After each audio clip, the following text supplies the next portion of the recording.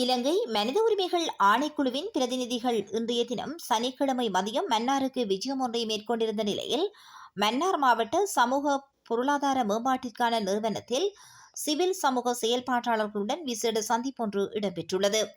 மன்னார் மாவட்ட சமூக பொருளாதார மேம்பாட்டுக்கான நிறுவனத்தின் பணிப்பாளர் ஜார்சன் ஃபிகிராடோ தலைமையில் சிவில் சமூக செயல்பாட்டாளர்கள் ஒருங்கிணைக்கப்பட்டு மன்னார் மாவட்ட மக்கள் எதிர்நோக்கும் பிரச்சினைகள் குறித்து கலந்துரையாடப்பட்டுள்ளது.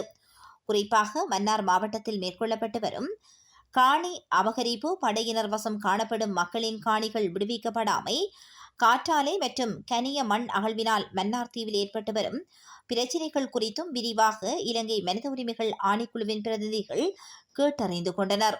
மேலும் மன்னாரில் உள்ள மனித உரிமைகள் ஆணைக்குழு அலுவலகத்தில் காணப்படும் குறைபாடுகள் குறித்து இலங்கை மனித உரிமைகள் ஆணைக்குழுவின் பிரதிநிதிகளின் கவனத்திற்கு கொண்டுவரப்பட்டுள்ளதோடு அவற்றை நிவர்த்தி செய்வது குறித்தும் கலந்துரையாடப்பட்டுள்ளது. மேலும் போலீசாரின் தடுப்பில் வைக்கப்படும் சந்தேக நபர்களை நேரடியாக சென்று சந்திக்கக்கூடிய செயல்பாடுகளை மனித உரிமைகள் ஆணைக்குழு முன்னெடுக்க வேண்டும் என்ற கோரிக்கை முன்வைக்கப்பட்டது. குறித்த கலந்துரையாடலை தொடர்ந்து மன்னார் மாவட்ட சமூக பொருளாதார நிறுவனத்தின் பணிப்பாளர் ஜார்சன் ஃபிகிராடோ தலைமையில் இலங்கை மனித உரிமைகள் ஆணைக்குழுவின் பிரதிநிதிகள் முள்ளிக்குளம் பகுதிக்கு விஜயம் ஒன்றை மேற்கொண்டிருந்தனர். இதன்போது முள்ளிக்குளம் பகுதியில் பல வருடங்களாக மக்களின் காணிகளில் கடற்படையினர் நிலை கொண்டுள்ளமை குறித்து ஆராயப்பட்டுள்ளதோடு யுத்தம் முடிவடைந்து இன்று 15 வருடங்கள் கடந்துள்ள நிலையில் கடற்படையினர் குறித்த மக்களின் காணிகளை விடுவிக்காமை குறித்தும் இலங்கை மனித உரிமைகள் ஆணைக்குழுவின் பிரதிநிதிகள் நேரடியாக ஆராய்ந்துள்ளனர்.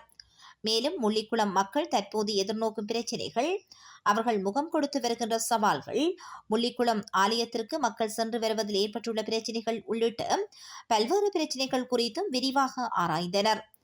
குறிப்பாக முள்ளிக்குளம் மக்களின் காணிகள் அரச கட்டுப்பாட்டில் உள்ளமை குறித்து விரிவாக ஆராயப்பட்டுள்ளது.